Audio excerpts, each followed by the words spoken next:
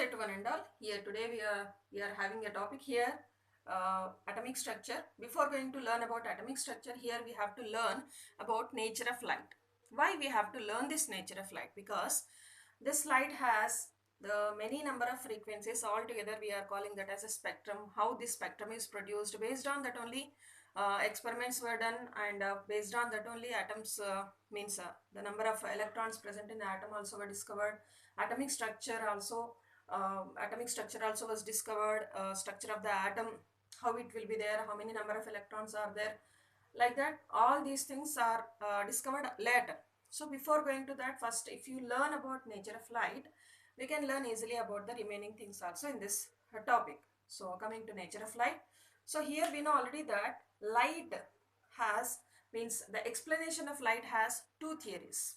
So one theory is particular theory, that is light transmits from one place to the other place in the form of particles.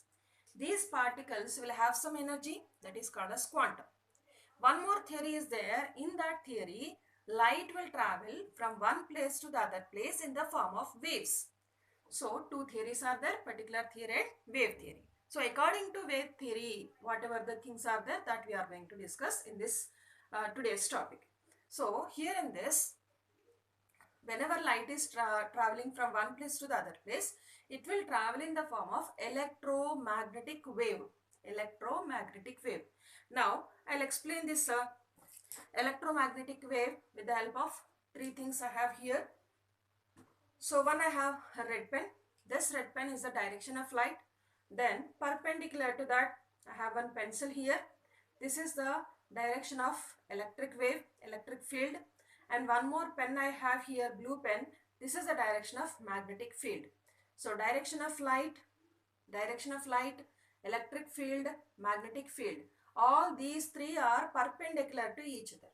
Direction of light, electric field, magnetic field, they are perpendicular to each other.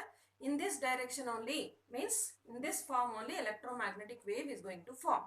So in this electromagnetic wave, whenever it is forming here, normally anytime wave will have some properties like wavelength, frequency, wave number, all these things are there. Velocity of the light also is there. So these all things, whatever are there, that we are going to discuss. Now here we are saying that light is traveling in the form of waves. So whenever it is traveling in the form of the waves, it will have some compulsory some structures in that. Some elevations are there, some depressions are there. So these elevations you can call them as crest. And whatever the depressions are there, these can be called as trough. Elevations can be called as crest and depressions are called as trough. Between the crest to crest, whatever the distance is there, this can be called as wavelength. Wavelength is nothing but the distance between crest to crest. We can say between the two successive crests, whatever the distance is there, that is called as wavelength. One more definition we can give. Between the two successive troughs, whatever the distance is there, this distance also can be called as a wavelength. And here to denote this wavelength, we have a symbol that is called as lambda. Lambda symbol we are going to write here.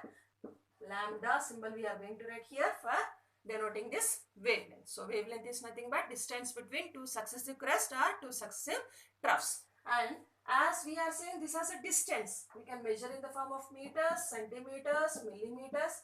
As it is very smaller measurements, we can say in the form of nanometers or even in angstroms or even in picometers also.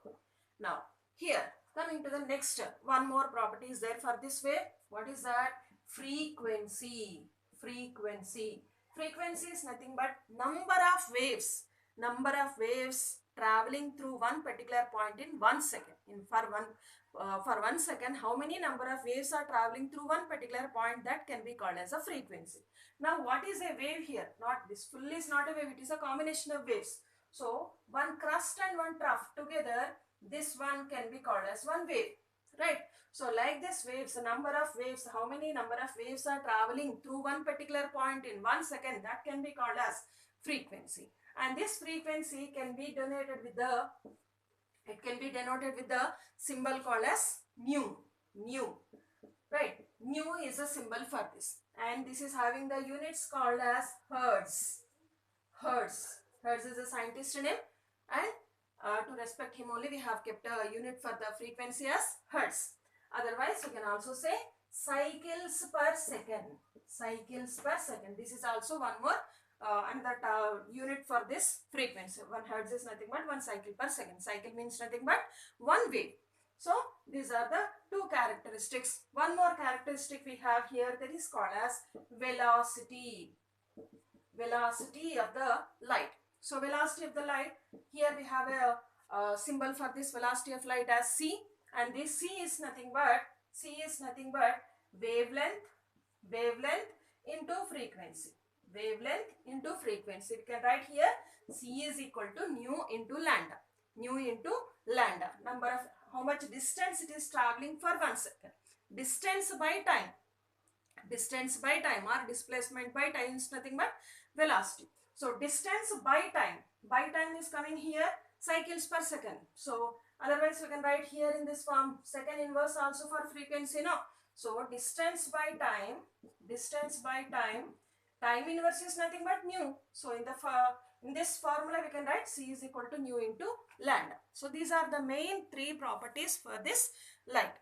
Next, after that, what we have to learn here in this to understand about atomic structure, what we have to learn still in this nature of light is we have to learn what are the different types of the light produced, and also in that what is VIBGR, what is the wavelength range for this VIBGR, that also we have to learn, right?